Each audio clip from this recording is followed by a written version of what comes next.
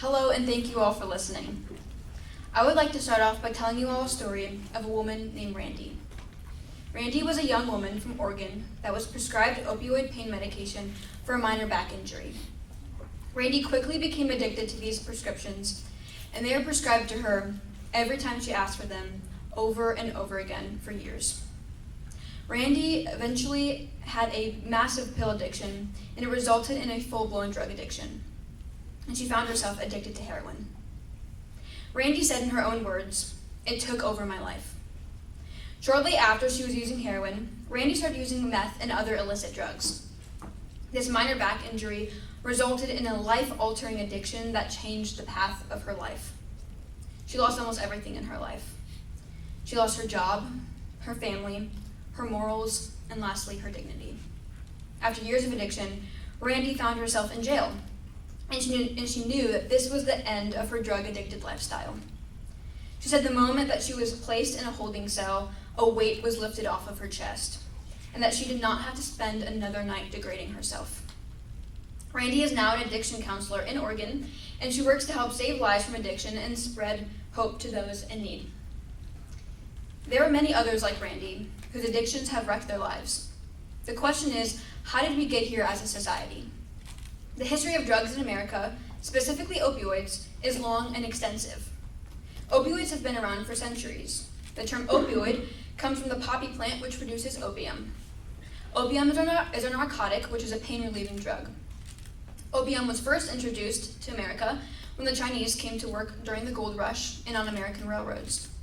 Opium smoking dens were then created in Chinatowns in San Francisco, New York City, and then spread across the country.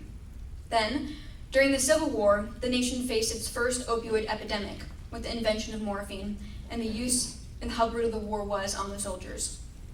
Now, in the 1970s, the use of illicit drugs skyrocketed and a heroin epidemic was born. A major shift then took place in the 1990s with the birth of new pain-relieving prescription drugs. In the 1990s, pharmaceutical companies told the medical community that their new pain-relieving drugs would not be addictive, and that patients would not become addicted to these opioid medications. Because of this, doctors started prescribing these painkillers at incredibly high rates. According to the National Institute on Drug Abuse study, in the early 1990s, the number of opioid prescriptions increased by 2 to 3 million each year. And by 1995 to 1996, the rate of prescriptions jumped by 8 million. This information clearly shows how astronomical the rates of opioids were. And it brings to light what we are facing today. This is where Randy's story comes into play. She is the byproduct of how far the opioid epidemic has come in America. But there's also something to be learned from her story and from millions of others. Unfortunately, Randy's story might not have been possible today where she lived. There has been a huge culture shift within America, specifically dealing with opioid drugs and other illicit drugs.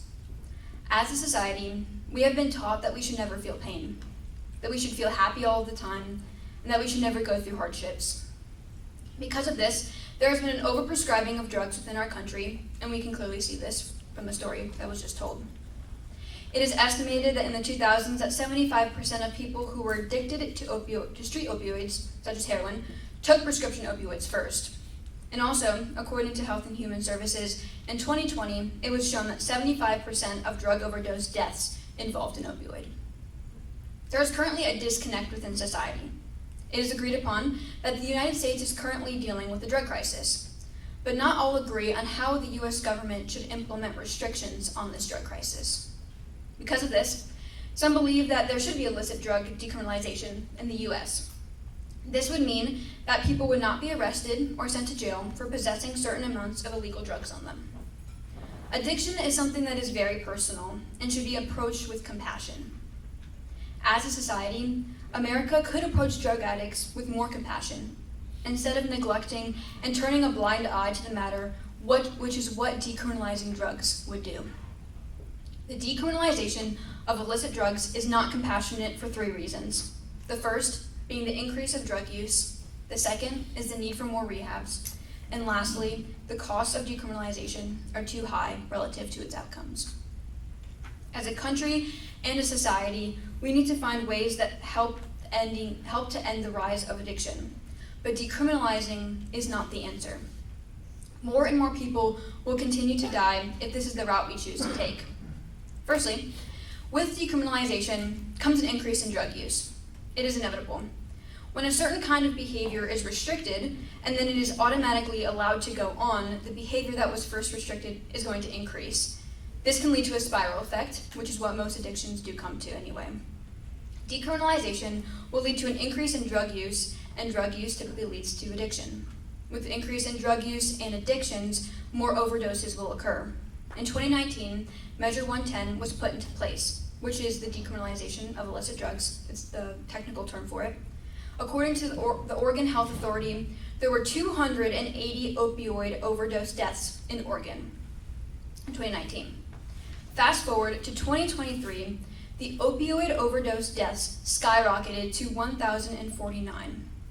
This means that there was a 274.6% increase in opioid overdose deaths from 2019 to 2023. And what happened between 2019 and 2023 was the decriminalization of opioid drugs and other illicit drugs. Standing by and letting this happen is not living well. Jonathan Modi, a public health spokesman, said that more than 90 people die every month that live in Oregon from overdoses.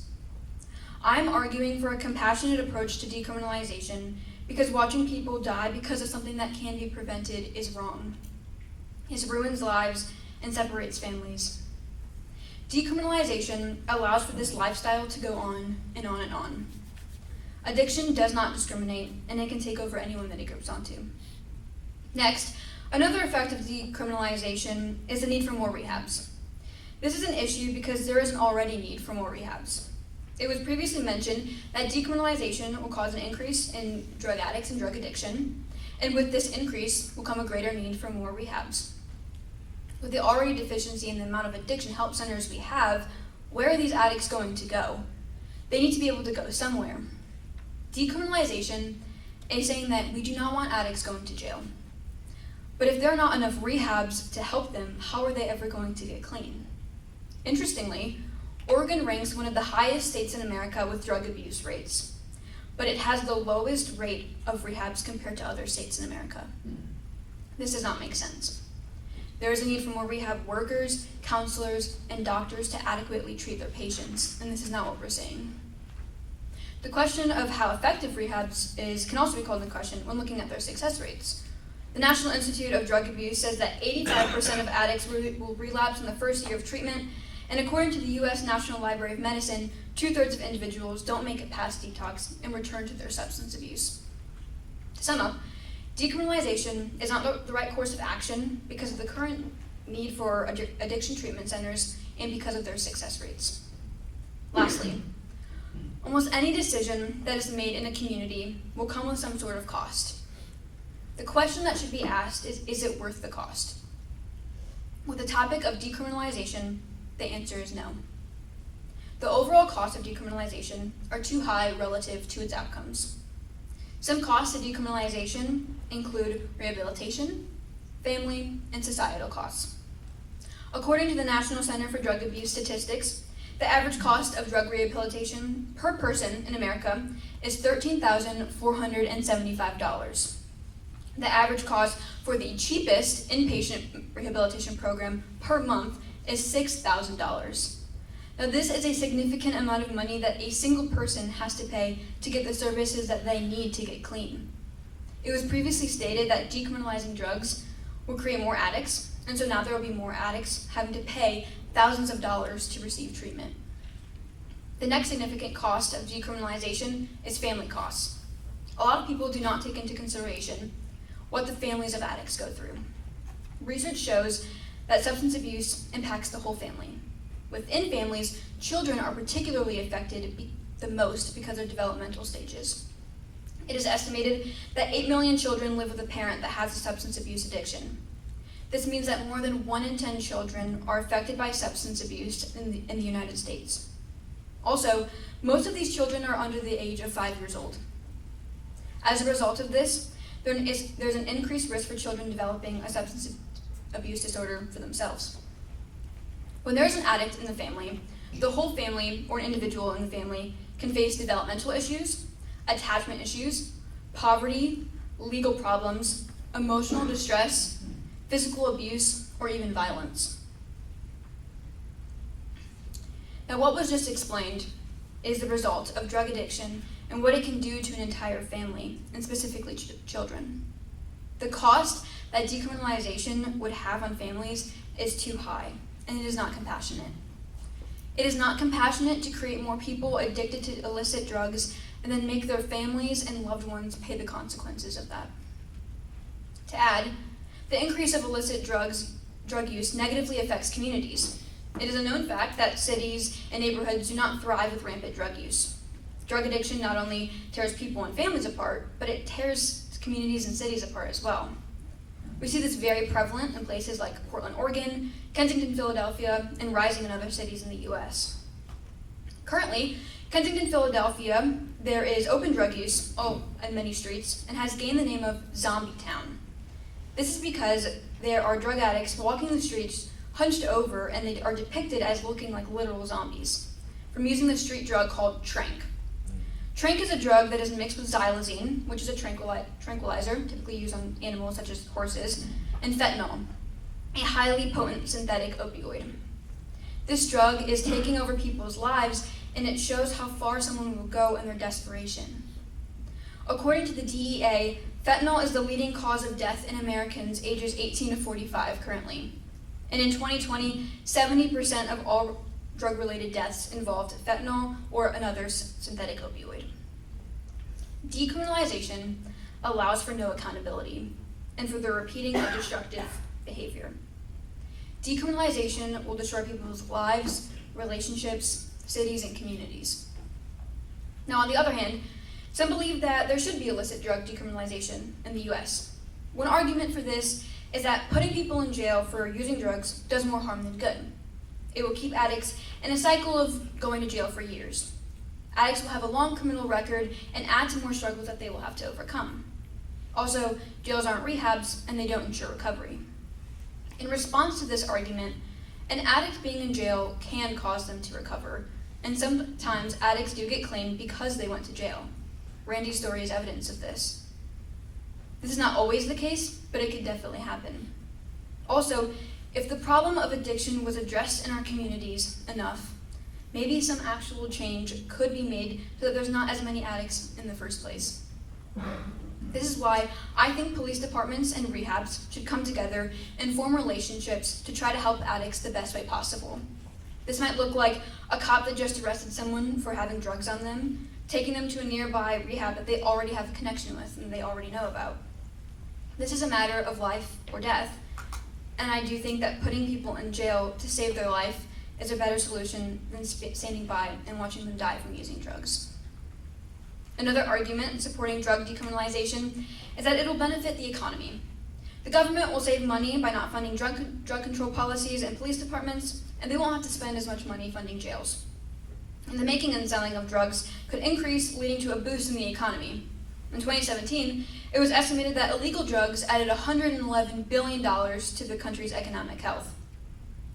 This argument is not valid because how can our government truly flourish off of its own citizens being addicted to drugs?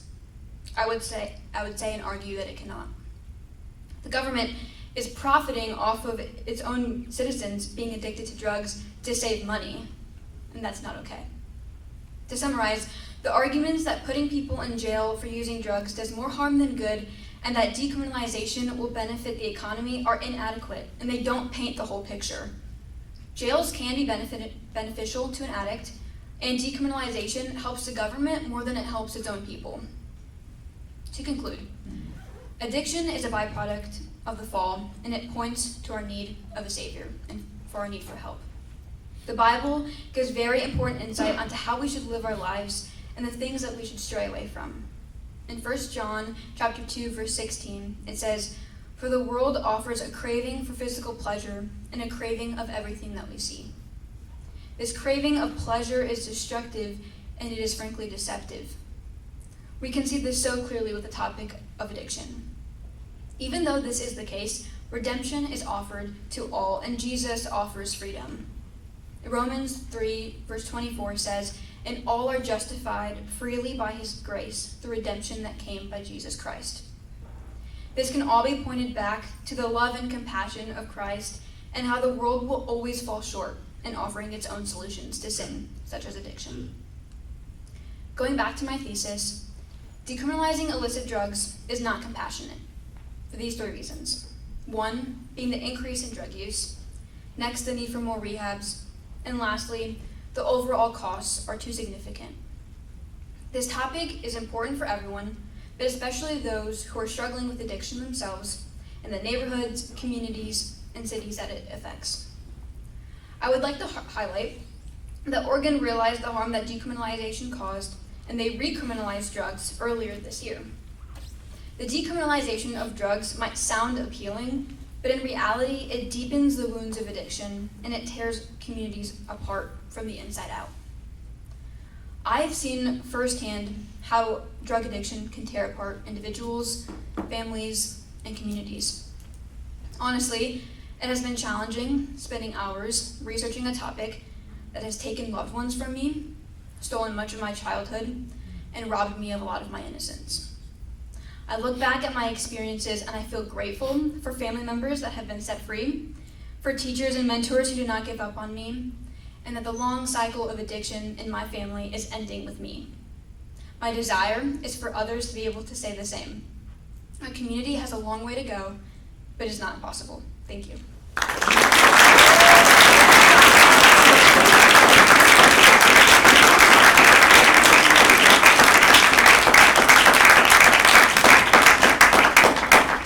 Great job, Maya. We'll now open up with questions. Ms. Einstein, help yourself.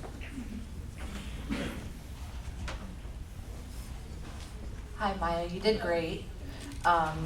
So I want to start with whether or not in your research you looked into medication-assisted treatment, which is medicines that are used for opioid use disorder, typically Suboxone, Methadone, or Sublocade, and if you looked into how those medicines, and using MAT is what the acronym is, if you looked into any data regarding relapse and success rates with a person on MAT and not on MAT, and how that would affect what you talked about. So I actually know a lot about Suboxone and Methadone. I brought in at the end of my speech, a personal connection. My mother, who had, a drug addiction to opioids for over 10 years, she was on Suboxone for a number of those years. And so I know very much what it looks like, what it is like for an addict to be on it. I do think that it can be beneficial to an addict to be on it, to obviously, heroin, like stronger drugs, are more lethal, and, people can die from using them. And so something like Suboxone or Methadone, can be a really great way to not use those drugs. I do think, though, that being addicted to anything, I don't think that is the right course for people, and what is good for people to be addicted to a Suboxone or Methadone. But I do know that it does help, addicts, get off of drugs like heroin and stronger drugs. I did not come across, success rates, but I would believe that, taking Suboxone or Methadone does curb some of those overdose rates by people not using heroin and such. Thank you. And I thank you for telling Randy's story. That I'm somebody with lived experience as well, and I'm in recovery and had a 15-year battle with opioid use disorder. And so I would just ask you to consider, as far as medication-assisted treatment goes, that the reality for some individuals is death or being on maybe Suboxone or something for the rest of their life, and to look at it from more of a harm reduction standpoint, which is probably something that came up in your research, I'm sure. I have one other question here for you. So how do you envision an ethically balanced framework for addiction treatment that respects individual rights while ensuring public safety? So I know you talked a little bit about that we need more rehabs. So can you talk a little bit about maybe what the solution is? If it's not decriminalization, then what you think the solution would look like? Yeah, I briefly mentioned that I think a more compassionate approach to drug addicts is police departments and rehabs in the community, if they're able to, obviously, because I know that they're underfunded and understaffed. But if they could make that, in a perfect world, if they could make those relationships so that a police officer might approach an addict that they see and say, you know what, I know that I have this connection. I'm going to either send you here, call this person at the rehab. And I think making those connections within our community is super beneficial. And that's what I would say. I really appreciate that you brought that up, because right now at the York Opioid Collaborative, we are working on a post-overdose response team. It's called PORT, and the goal of that, so York now has a co-responder program for people that are in crisis, which is strictly for mental health calls, for crisis workers to go along with police to mental health calls. We are trying to work on that for overdose calls and calls related to drug and alcohol. So it's just interesting that you brought that up, because that is something that in the near future we would like to see get piloted in York County. That'd be amazing.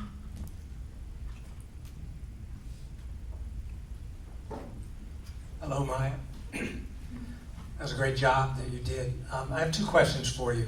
Your whole argument rests on the statement that decriminalization of illicit drugs will necessarily lead to more drug addicts.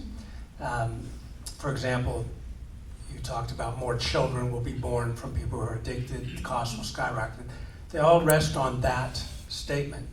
And you didn't really show evidence to that. You made the statement that it was inevitable, that when it's restricted and then allowed again, obviously it will increase the use of drugs. So I'm wondering if you have any evidence supporting that claim. Yeah, so in that, in my proof, I mentioned that, so in 2019, there were around 280 overdoses, right? And then in 2023, there were 1,049 overdoses in Oregon specifically.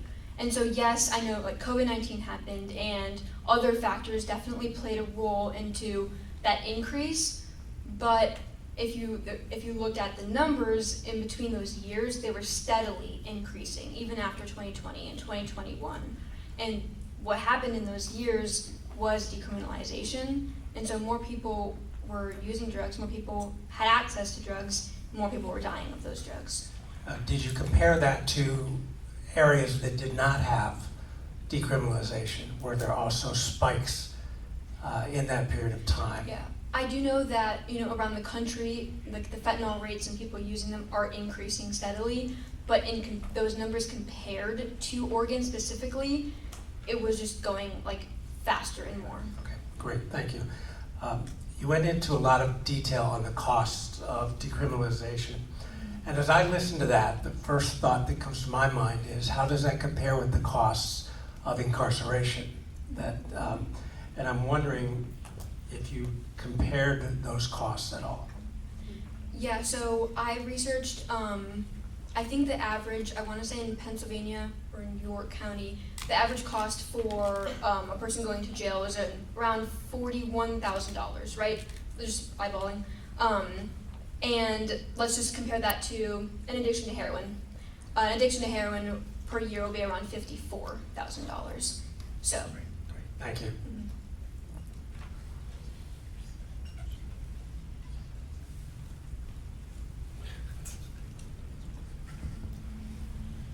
Hey, Bob. I'm interested in knowing. We are in a situation where there's a drug epidemic, but I'm interested in looking at a little bit more and ask you a little bit more about what's going on behind the scenes. it is interesting to me that the number of people who are dying from cigarettes is triple, based upon my research, of the people who actually die from opioid use and dying from using opioid drugs. What would you share as we are learning to be compassionate and have love for each other? What would you share to those persons in the United States who benefit off of selling drugs and making these opioids and even cigarettes that harm so many people, that affect so many people's lives? What would you say to the people behind the scenes about how you feel about the deaths that are resulting based upon so many people dying, and I would say the ability to influence people and allow people to use drugs in America? So what would I say to those people that are kind of Producing those. producing the drugs and selling them and such? I think it's obviously wrong, and it's illegal. You shouldn't be making and selling drugs. That's not like anywhere we say like that's illegal. You should not be doing that. It's destructive. It causes more addictions, deaths, going to jail. But I think, I talked about this in my biblical worldview aspect, is that, this whole topic, everything that is going on, it results to the fall, and how, we need something bigger than us to save us. But what I would say to those people is like, that's obviously wrong and they should not do that. And when I say that, I'm referring to those persons who benefit and make a lot of money off of these drugs that are sold, right? So like the people behind the opioid epidemic Right. themselves. Right. Okay, I know what you're talking about. Okay, I talked about that. Like the rise of prescription opioids and prescriptions, and how that kind of led to that did lead to the opioid epidemic we're facing today. And I think it's a drive for money. I think people will do anything to profit off of anything, and that means even profiting off of people being addicted to drugs, if that gains them money. And so, obviously, there are lawsuits right now against huge corporations that, studies and cases are coming out about, these, for example, a big corporation like Kroger, people are getting sued left and right because it's finally coming out that they were behind, like they pushed doctors to be prescribing these pills mainly for profit. So, yeah. Thank you. Can I ask her one more question, just real quick? So on the topic of suing and the lawsuits, so one of my roles at work is actually to advise on how opioid settlement funds should be spent in York County. York County's gonna get it, and we have started receiving $18 million over the next 18 years, roughly, and there's still a pending lawsuit. If that settles, we'll be getting some more. Do you have any suggestions? I'd like to hear how you think that some of those dollars should be spent within York County. Yeah, I think funding rehabilitation centers and programs, we need more. We need longer ones. I also, in some of my research, I found that a lot of these detox centers and these 30-day programs, they sometimes aren't enough, and people relapse so quickly off of going to them. So I think putting those dollars and that money to funding and creating, longer, more extensive rehabilitation centers for addicts to go to, and so that addicts can go to them for a really cheap cost, I think that would be very beneficial and be amazing. Thank you. You did great.